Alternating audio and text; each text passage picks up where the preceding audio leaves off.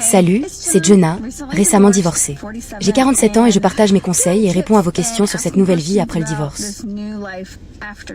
Mon avenir était là, tout tracé, tout était assuré. J'étais à l'aise pour le reste de ma vie, peut-être pas mentalement dans ma relation, mais financièrement, tout allait bien. Et j'ai tout abandonné pour être heureuse. Ne divorcez pas, c'est différent de l'autre côté du divorce. Je ne savais pas qu'il me manquerait autant, ni que ma vie d'avant me manquerait. Et quand la douleur s'apaise et que les mauvais souvenirs disparaissent, il ne reste que les bons moments. J'ai fini par dire que ça suffit et qu'il était temps de penser à moi. Avant le divorce, je n'aurais jamais imaginé être aussi triste. 20 ans, parti en fumée. On divorce, donc il peut parler à qui il veut. Je trouve juste ça un peu irrespectueux. Comment traverser cette période si difficile? J'ai juste envie d'abandonner, je n'en peux plus.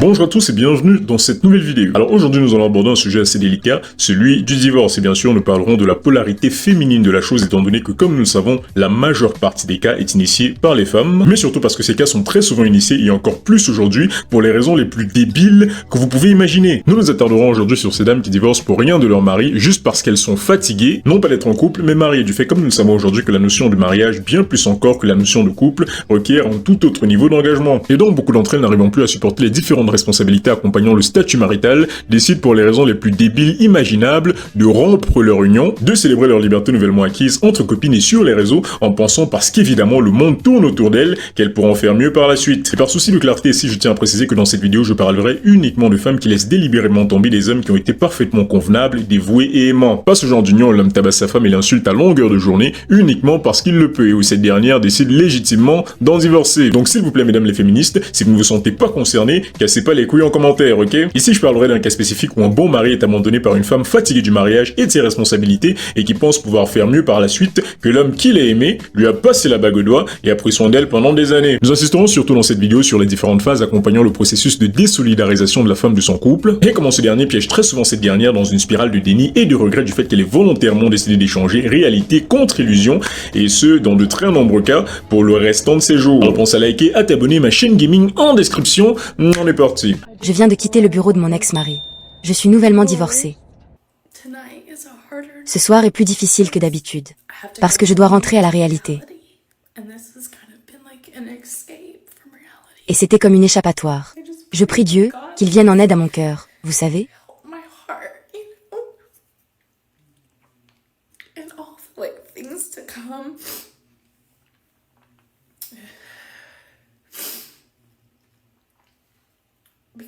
Parce qu'il est brisé. Je suis anéantie. Alors le divorce chez ces dames, d'après différentes observations de vidéos de femmes regrettant d'avoir pris cette décision concernant leur mariage, très souvent suit un schéma si prévisible qu'il en est assommant de banalité. C'est pratiquement toujours la même chose pour chacune d'entre elles. Pour pratiquement toutes ces femmes que j'ai écoutées, la situation était presque toujours la même après que ces dernières aient décidé de jeter à l'eau leur couple en pensant pouvoir faire mieux après. Alors étape numéro 1, la phase de lune de miel avec elle-même. C'est en général durant cette phase qu'elle célèbre sa liberté retrouvée, qu'elle se met à retrouver selon leur dire goût à la vie. Elle est toute contente, fière d'elle et de la décision qu'elle a prise. Elle se félicite intérieurement d'avoir été si forte, si courageuse, si indépendante. Elle redécore sa maison, s'inscrit à des cours de yoga, se met à faire du sport, chose que je le précise, elle ne faisait pas quand elle était avec son ex-mari. Je ne compte plus la tonne de femmes mariées dans mon environnement qui ressemblent plus à des lutteurs de sumo qu'à des femmes intimement désirables. Je ne le dis pas par méchanceté, mais parce qu'objectivement c'est la vérité. Beaucoup de femmes mariées après le mariage arrêtent d'être désirables pour leurs hommes, arrêtent de faire des efforts concernant leur apparence physique, en plus de coucher de plus en plus rarement avec ces derniers au fur et à mesure du temps. Raison pour laquelle beaucoup d'ailleurs ont qualifié le mariage de cimetière du désir. Et pas mal de femmes pensant très souvent que le problème vient non pas d'elles mais de leurs hommes. La responsabilité, n'oubliez pas, décident très souvent ne sentant plus de désir chez leurs hommes et de toute façon s'ennuyant elles-mêmes dans la relation, d'y mettre un terme pour ensuite se mettre à faire exactement ce qu'elles auraient dû faire dans la relation une fois que la relation s'est terminée. Pour la logique, tu repasseras. J'ai vu des femmes célébrant d'ailleurs leur divorce et le magnifiant sur les réseaux avec cet hashtag divorce glow up ou le glow up du divorce. Basiquement un terme pour montrer que depuis qu'elle a divorcé de son ex-mari, elle est devenue plus lumineuse, plus sûre d'elle, plus belle, elle se met à faire des efforts sur son apparence physique, elle télécharge les applications de rencontres pour tester son succès sur le marché du dating et peut même avoir pas mal de matchs, surtout si elle se met à ressembler à ça. Ses amis la flattent, on lui fait des compliments, tu es magnifique, tu rayonnes, tu mérites tellement mieux que le minable avec qui tu étais. C'est pratiquement toujours la même chose après le divorce. Elle se lance dans une espèce de whole phase ou phase de dévergondée, mais cette fois pas pour adolescente, mais pour femme mature. Elle est complètement déconnectée de la réalité, elle vit dans un monde imaginaire qu'elle-même s'est nouvellement créé, fantasmant sur l'opportunité unique et fantastique relationnellement parlant qui l'attend et qui sera beaucoup mieux que l'espèce de cauchemar ennuyeux, tiède et banal qu'elle vivait avec son ex-mari. Je ne veux pas vraiment divorcer. J'ai besoin de divorcer. Dans les 48 heures, je serai dans un avion pour Fort Lauderdale.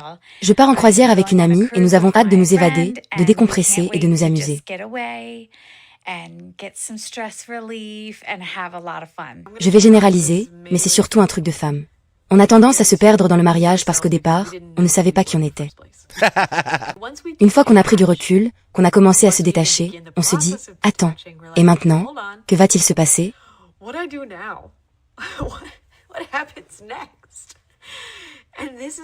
Et c'est ma partie préférée.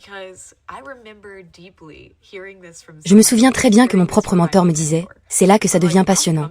Tu vas enfin découvrir qui tu es. N'est-ce pas excitant ?» Tu deviens une autre personne, mais surtout, tu découvres ce que tu aimes et ce que tu n'aimes pas. Voulez-vous devenir une vieille femme aigrie? Je ne pense pas que l'une d'entre nous le souhaite. Mais vous savez, on en voit, ces femmes-là.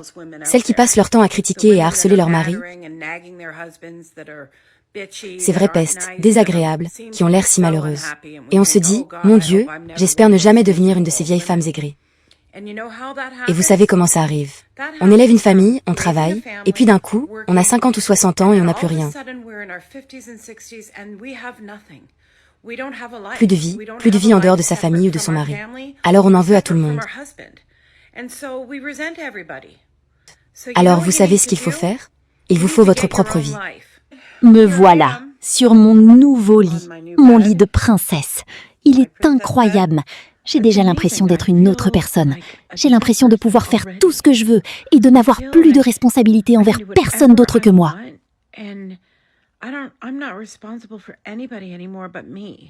J'ai entamé une procédure de divorce. Je suis si fière de moi. Nous avons une date d'audience. Je suis si triste, mais je suis incroyablement fière de moi. Alors, en décembre 2023, je lui ai annoncé ma décision de divorcer. Et je me suis sentie tellement libre, comme si un poids énorme m'avait été enlevé des épaules. Une fois que j'ai compris que je n'avais plus besoin de lutter, mon conseil est le suivant. Prenez vos distances, écoutez votre intuition et demandez-vous si votre mariage a encore un avenir. Elle est l'héroïne qui a échappé à la médiocrité, à une vie banale. Son téléphone vibre de messages et de matchs. Souvenez-vous, elle ressemble à ça désormais. Et c'est là que personnellement, je trouve ça un peu débile. Je veux dire, quand bien même elle réussira à trouver un mec désireux de s'engager avec elle comme son ex-mari le fut, combien de temps ça lui prendra pour replonger dans cet art comportemental? Combien de temps ça lui prendra pour reprendre son apparence d'avant quand elle vivait avec son ex-mari? A-t-elle déjà songé au fait, du moins sous cet aspect-là, que c'était peut-être elle le problème? Pourquoi ne pas avoir fait ça quand tu étais avec ton ex-mari au lieu de te laisser complètement aller? Bref, les hommes lui accordent de l'attention, chose qu'elle n'avait pas ressentie depuis des années, et elle interprète ça comme la preuve qu'elle a fait le bon choix en se séparant du lourdeau ennuyeux qui lui servait d'ex-mari. Libre enfin!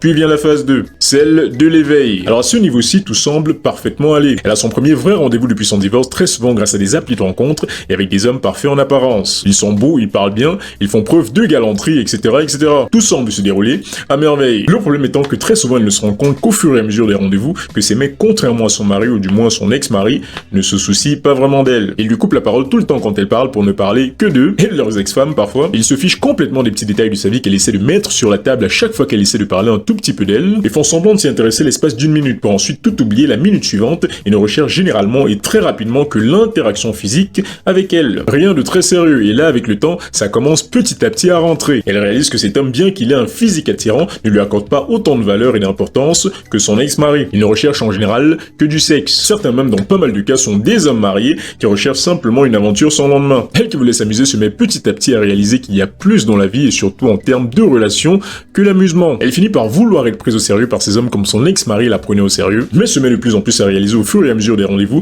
que la majeure partie de ces hommes, outre ce qu'ils pouvaient en tirer physiquement et surtout sexuellement évidemment, n'en avaient absolument rien à branler. Et c'est très souvent à ce moment-là qu'elle réalise que lorsqu'elle était avec son ex-mari, elle faisait partie d'une espèce d'écosystème psychologique où son mari est en quelque sorte son repère et son centre de gravité émotionnelle. C'est sur lui qu'elle déversait absolument toutes les émotions qu'elle pouvait ressentir, c'est à lui qu'elle racontait ses histoires les plus inintéressantes, c'est sur lui qu'elle criait, et même quand elle se plaignait à ses amis, elle se plaignait de lui. Et maintenant qu'il n'est plus là, elle se retrouve sans repère et sans personne à qui se confier sur les différents événements et autres sentiments constituant désormais sa triste existence. Que ces hommes s'en foutent complètement et personne ne l'écoute réellement, et c'est là que très souvent elle commence inconsciemment à comparer tous ces mecs qu'elle approche et avec qui elle va en rendez-vous à son ex-mari. Oui, il est comme ci, mais mon ex-mari était comme ça. Oui, il est charmant, mais il n'écoute pas quand je parle, contrairement à mon ex-mari, etc., etc. Mais ça, bien évidemment, elle ne l'admettra jamais ouvertement, car ça reviendra à dire qu'elle a commis une erreur, et ça, bien évidemment, c'est hors de question. Même si elle sait intérieurement que son ex n'était pas le problème, elle continuera de prétendre que c'est le cas, et continuera de jouer le rôle ridicule de la meuf plus heureuse depuis son divorce. Alors que tout son être, et surtout depuis les rendez-vous de merde qu'elle a eu depuis son divorce, lui fait regretter l'intimité qu'elle avait avec son ex-mari, qui lui n'était certes pas parfait, mais était présent et l'écoutait. Elle a confondu quantité et qualité, et commence petit à petit, et ce à cause de ces mêmes rendez-vous auxquels elle était si joyeuse de participer au point de complètement se métamorphoser physiquement, à le regretter. C'est vraiment difficile de vivre sans lui. Je n'ai personne pour m'aider à nourrir les chats quand je ne suis pas là, pour m'aider à nettoyer les litières, pour m'aider à retrouver mon téléphone. J'entends très mal. Je n'arrive pas à savoir où est mon téléphone. Il faudrait pour ça qu'on m'appelle pour le retrouver. Je suis vraiment terriblement triste. Je vais pas bien. Je n'arrive pas à gérer la situation. Mon mari me manque, ma vie de couple me manque. Et c'est normal. Admettre que je dois traverser cette épreuve seule, faire tout ça seule, demande une force à laquelle je ne m'attendais pas. J'ai quitté mon mari il y a 1 an. Et je voulais venir ici pour vous donner des nouvelles de ma vie. Vous dire à quoi elle ressemble après 1 an. J'espérais pouvoir vous dire que la vie est tout simplement géniale. Mais ce n'est pas le cas.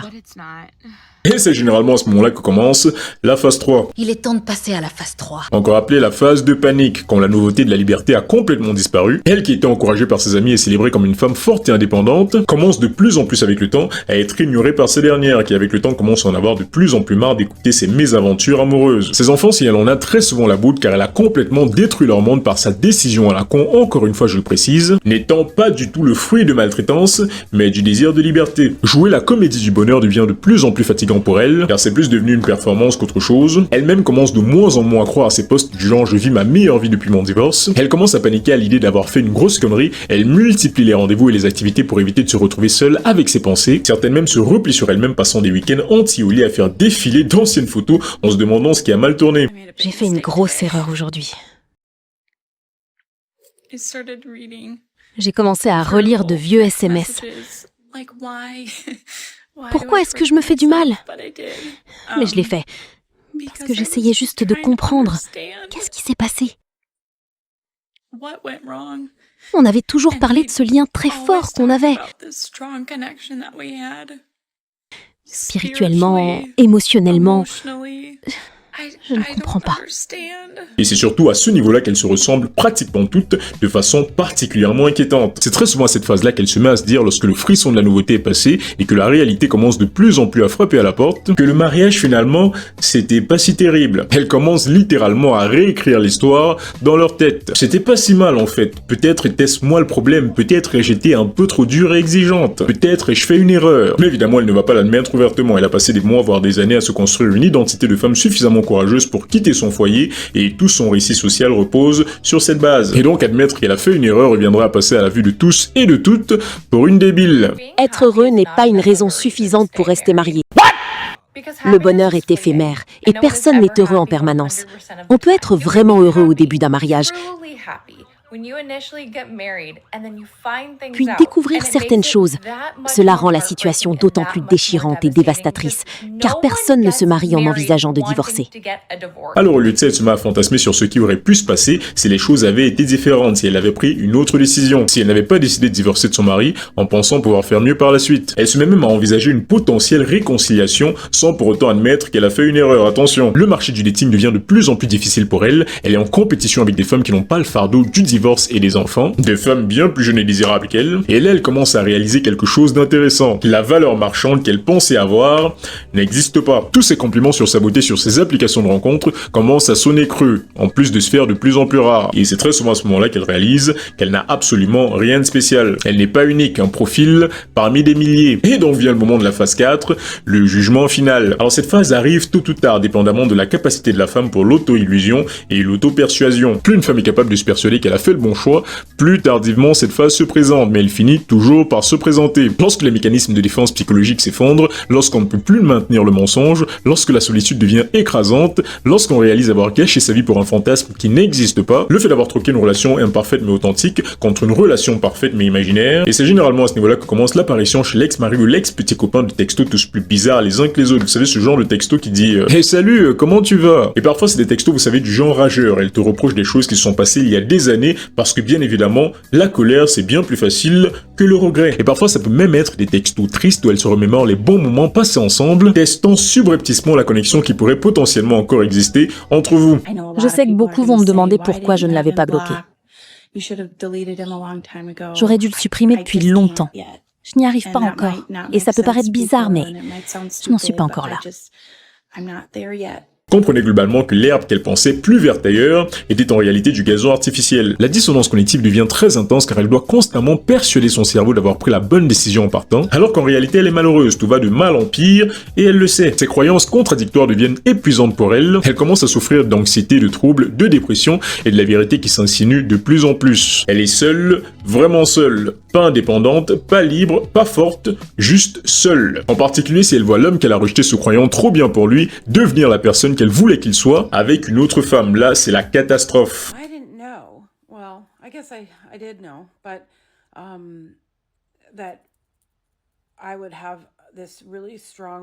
Je ne m'attendais pas à une réaction physique aussi forte. Un véritable traumatisme d'apprendre que mon mari, avec qui je suis si restée amie, a une nouvelle relation. Impossible d'imaginer ton mari et tes enfants heureux sans toi ou avec une autre femme.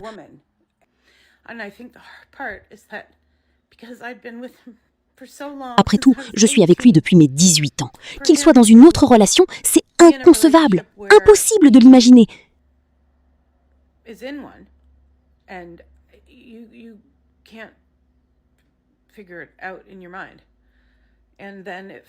J'ai eu l'impression qu'il était mort. J'avais cette sensation horrible, comme s'il était déjà mort. J'ai même presque souhaité qu'il soit mort, tellement c'était dégueulasse de sa part de ne rien me dire. C'était une façon horrible de l'apprendre. J'aurais préféré que ça se fasse plus progressivement. Je me sentais humiliée, honteuse. Je me sentais tellement bête et laide. En plus, elle n'a qu'une trentaine d'années, je crois. Et je lui avais demandé plusieurs fois, « Tu vois quelqu'un ?» Il disait toujours non. Et j'avais un petit ami que je voyais régulièrement. Mais on divorce, alors il peut parler à qui il veut. C'est juste que je trouve ça un peu irrespectueux. J'ai eu la nausée et j'ai vomi rien qu'en voyant ça. En apprenant que ton mari, dont tu n'as même pas encore demandé le divorce, a déjà une relation. Ça ne fait qu'un mois qu'il a quitté la maison. Et j'apprends qu'il a un rendez-vous ce soir.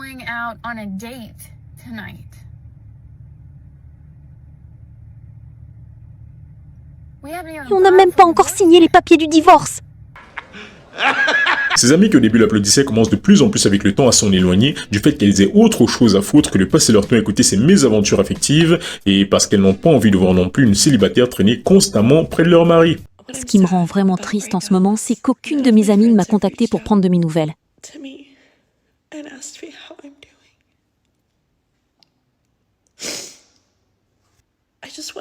J'ai juste envie d'un câlin.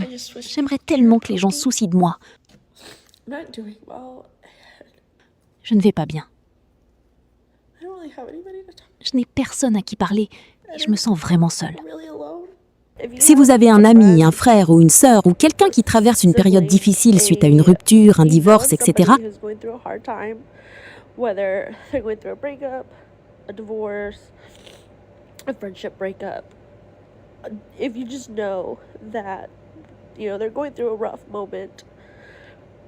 n'hésitez pas à lui envoyer un message. Prenez de ses nouvelles et demandez-lui comment il va.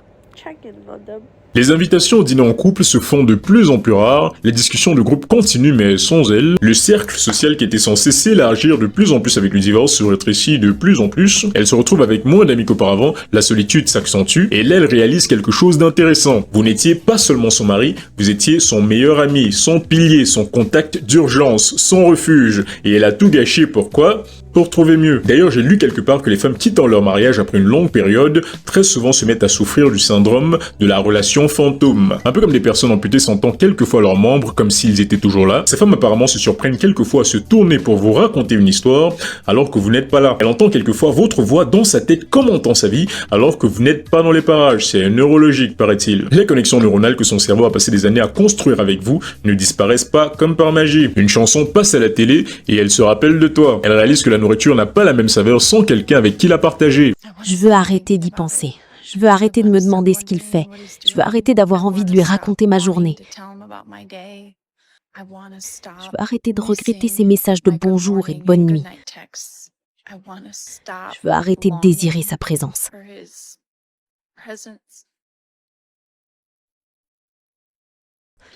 Mais en même temps, je ne veux pas. Je ne peux plus lui parler comme avant.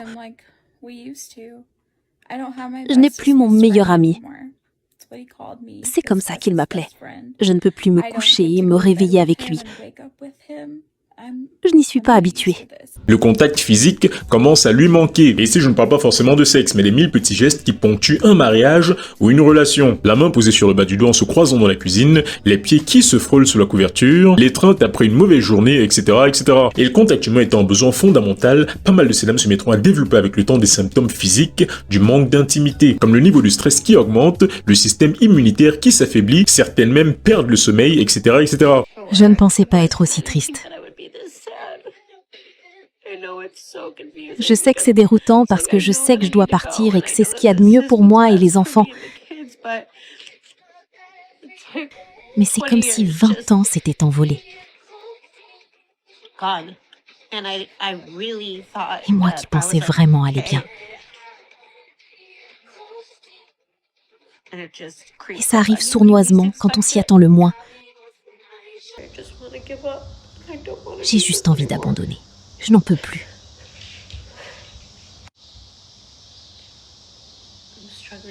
J'ai du mal à me lever le matin, à me laver les cheveux.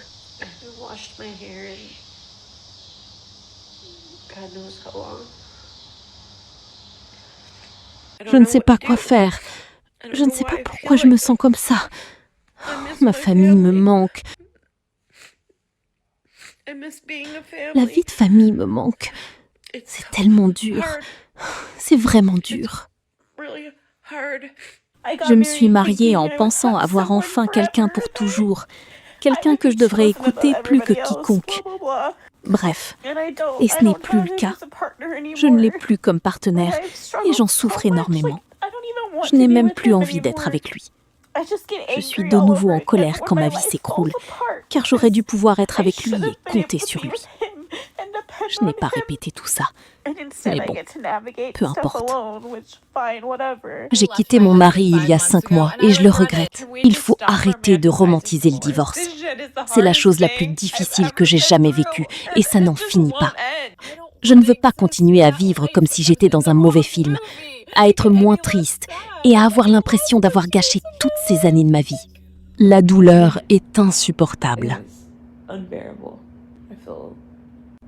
Je me sens détachée de tout et de tous. Je ne me reconnais plus. Je ne me souviens même plus de ce que c'est que d'être heureuse.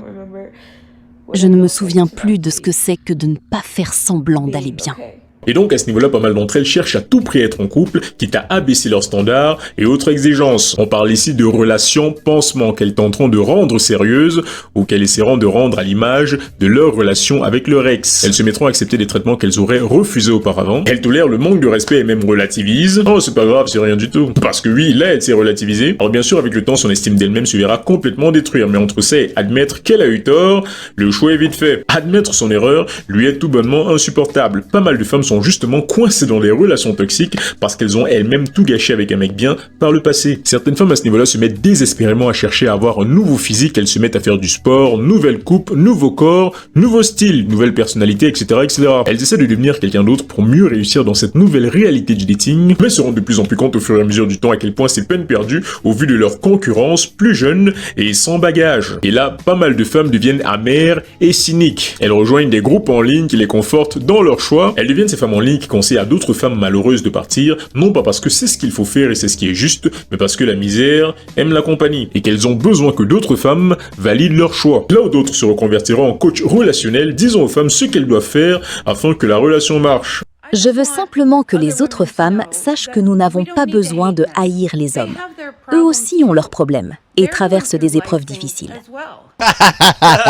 Les matchs se font de plus en plus rares sur les applis de rencontre, la qualité des messages également baisse. Elle a quitté une relation qui n'était pas mauvaise mais qu'elle-même a rendue mauvaise à ses propres yeux et doit désormais vivre avec ce fardeau, impuissante face à la situation, et tout ça à cause de ce sentiment qu'il manquait quelque chose. L'impression que la vie devait être plus palpitante. Elle voulait se sentir vivante à nouveau et finit par se sentir morte intérieurement. Elle voulait être désirée mais elle est devenue jetable. Elle voulait mieux mais a obtenu autre chose. Le marché, mesdames, se fiche mais alors complètement de ce que vous pensez mériter. La réalité ne s'adapte pas à vos exigences. Et ça, c'est la réalité qui arrive à pas mal de femmes après le divorce. Lorsqu'on troque une réalité imparfaite contre un fantasme parfait. Et qu'on découvre que ce fantasme n'était rien de plus que le plus gros mensonge qu'on se soit jamais raconté. Bref, c'est tout pour cette vidéo. Merci d'avoir regardé jusqu'au bout. Pense à liker, à t'abonner et à commenter pour me dire ce que tu penses de tout ça. Ma chaîne gaming en description. Je fais des analyses et des critiques de jeux une fois par mois. Donc si ça vous dit, abonnez-vous et je vous dis à la prochaine. Allez, ciao. S'il y a la moindre chance de réconciliation, ne divorcez pas. Je ne conseillerais jamais à personne de divorcer. Si vous pouvez vous réconcilier, faites-le. C'est très différent de l'autre côté du divorce.